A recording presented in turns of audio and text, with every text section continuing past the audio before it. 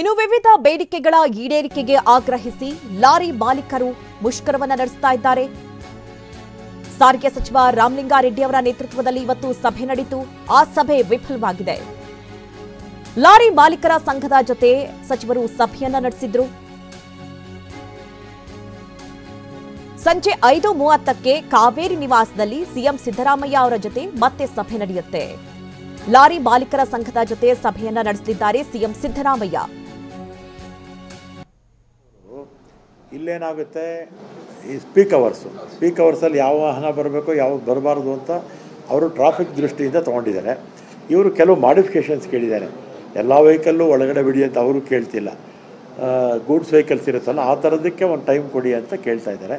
ಅದು police commissioner ಹತ್ರ ಮಾತಾಡ್ತೀನಿ.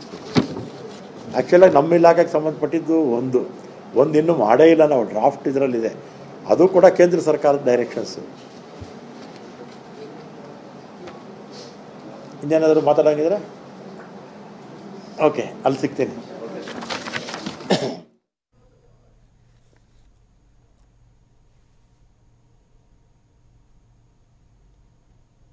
ಲಾರಿ ಮಾಲೀಕರ ಸಂಘದ ಜೊತೆಯಲ್ಲಿ ಇಲ್ಲ, ಡೀಸೆಲ್ ಬೆಲೆ ಕಡಿಮೆ ಆಗಬೇಕು, ಆ ಟೋಲ್ ಮುಕ್ತ ಕರ್ನಾಟಕ ಮಾಡಬೇಕು.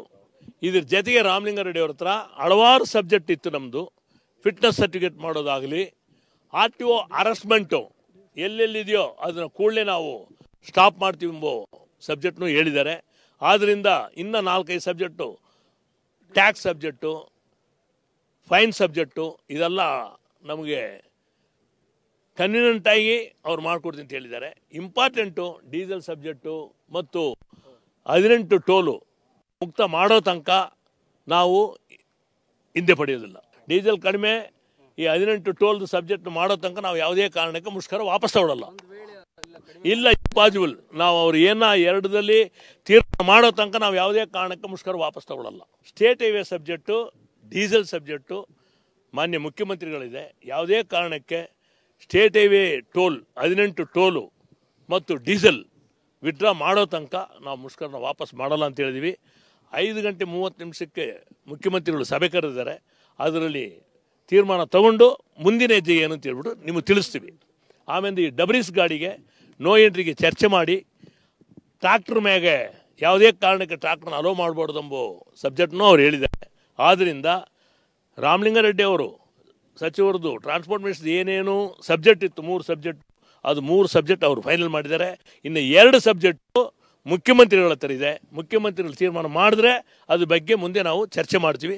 5:30 ಮೀಟಿಂಗ್ ಕರೆದಾರೆ ಮುಖ್ಯಮಂತ್ರಿಗಳು.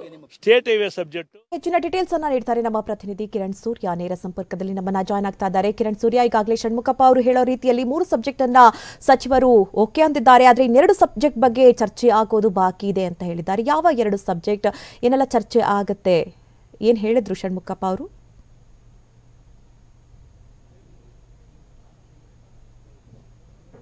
ಹೌದು ಮಧು, ಈಗಾಗಲೇ ಕೂಡ 5 ಪ್ರಮುಖವಾದಂಥ ಬೇಡಿಕೆಗಳೊಂದಿಗೆ ಕರ್ನಾಟಕ ರಾಜ್ಯ ಲಾರಿ ಮಾಲೀಕರ ಸಂಘದವರು ನಿನ್ನೆ ಮಧ್ಯರಾತ್ರಿಯಿಂದ ಲಾರಿ ಮುಷ್ಕರಕ್ಕೆ ಮುಂದಾಗಿದ್ದರು.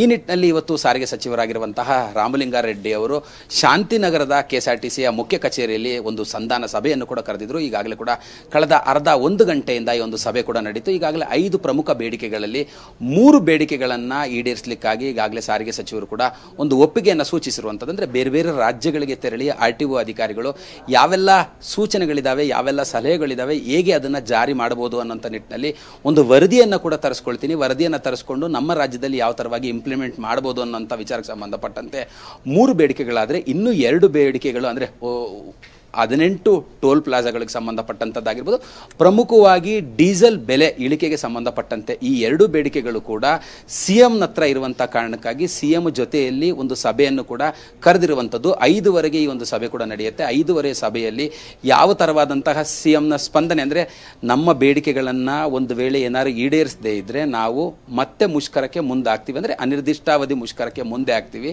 ಒಂದು ವೇಳೆ ಏನಾದರೂ ನಮ್ಮ ಬೇಡಿಕೆಗಳನ್ನು ಈಡೇರಿಸ್ತೀವಿ ಅನ್ನೋಂಥ ಒಂದು ಭರವಸೆಯನ್ನು ಲಿಖಿತ ರೂಪದಲ್ಲಿ ಕೊಟ್ಟರೆ ಮಾತ್ರ ನಾವು ಮುಷ್ಕರವನ್ನು ವಾಪಸ್ ಪಡಿತೀವಿ ಅಂತೇಳಿ ಈಗಾಗಲೇ ಕೂಡ ಕರ್ನಾಟಕ ರಾಜ್ಯ ಲಾರಿ ಮಾಲೀಕರ ಸಂಘದ ಅಧ್ಯಕ್ಷರಾಗಿರುವಂತಹ ಷಣ್ಮುಖಪ್ಪನವರು ಈಗಾಗಲೇ ಹೇಳ್ತಾ ಇರುವಂಥದ್ದು, ಸಾರಿಗೆ ಸಚಿವರು ಹೇಳ್ತಾ ಇರುವಂಥದ್ದು, ನನ್ನ ವ್ಯಾಪ್ತಿಯಲ್ಲಿರುವಂಥ ಅಂದರೆ ಸಾರಿಗೆ ಇಲಾಖೆಯ ವ್ಯಾಪ್ತಿಯಲ್ಲಿರುವಂತಹ 3 ಬೇಡಿಕೆಗಳನ್ನು ಈಡೇರಿಸಲಿಕ್ಕೆ ನಾನೀಗ ಅವ್ರ ಜೊತೆಯಲ್ಲಿ ಒಂದು ಮಾತುಕತೆಯನ್ನು ಕೂಡ ಮಾಡಿದ್ದೀನಿ. 2 ರಿಂದ 3 ತಿಂಗಳ ಕಾಲಾವಕಾಶವನ್ನು ಕೂಡ ಈಗಾಗಲೇ ಕೇಳಿದ್ವಿ. ಯಾಕೆಂದರೆ ಬೇರೆ ಬೇರೆ ರಾಜ್ಯಗಳಿಗೆ RTO ಅಧಿಕಾರಿಗಳು ತೆರಳಬೇಕಾಗತ್ತೆ. ಆ ಒಂದು ರಾಜ್ಯದಲ್ಲಿ ಈ ಒಂದು ಅಂದರೆ ಇಂಪ್ಲಿಮೆಂಟನ್ನು ಯಾವ ಥರವಾಗಿ ಮಾಡಿದ್ದಾರೆ ಎಲ್ಲವನ್ನೂ ಕೂಡ ವರದಿಯನ್ನು ತರಿಸ್ಕೊಂಡು ನಾನು ಇಲ್ಲೂ ಅದನ್ನು ಜಾರಿಯನ್ನು ಮಾಡಲಿಕ್ಕೆ ಮುಂದಾಗ್ತೀವಿ ಅನ್ನೋಂಥದ್ದು. ಡೀಸೆಲ್ ದರ ಇರ್ಬೋದು, ಮತ್ತು ಟೋಲ್ ಪ್ಲಾಜಾಗಳಲ್ಲಿ ಈಗಾಗಲೇ ಕೂಡ ಬೇರೆ ಬೇರೆ ರಾಜ್ಯಗಳಲ್ಲಿ ಟೋಲ್ ಪ್ಲಾಜಾನ ತೆಗೆದು ಹಾಕಲಾಗಿದೆ. ಅಂದರೆ ನಮ್ಮ ರಾಜ್ಯದಲ್ಲಿ ಟೋಲ್ ಪ್ಲಾಜಾವನ್ನು ತೆಗೆದು ಹಾಕಲಾಗಿಲ್ಲ. ಆ ಕಾರಣಕ್ಕಾಗಿ ಡೀಸೆಲ್ ದರವನ್ನು ಕಡಿಮೆ ಮಾಡುವಂಥದ್ದಾಗಿರ್ಬೋದು, ಟೋಲ್ ಪ್ಲಾಜಾವನ್ನು ತೆಗೆಯುವಂಥ ವಿಚಾರಕ್ಕೆ ಸಂಬಂಧಪಟ್ಟಂತೆ CM ಜೊತೆಲಿ ಇವತ್ತು 5 ಒಂದು ಸಭೆ ಕೂಡ ನಿಗದಿಯಾಗಿರುವಂಥದ್ದು. ಮಧು. ಓಕೆ ಕಿರಣ್, ಥ್ಯಾಂಕ್ ಯು ನಿಮ್ಮೆಲ್ಲ ಡೀಟೇಲ್ಸ್ಗಾಗಿ.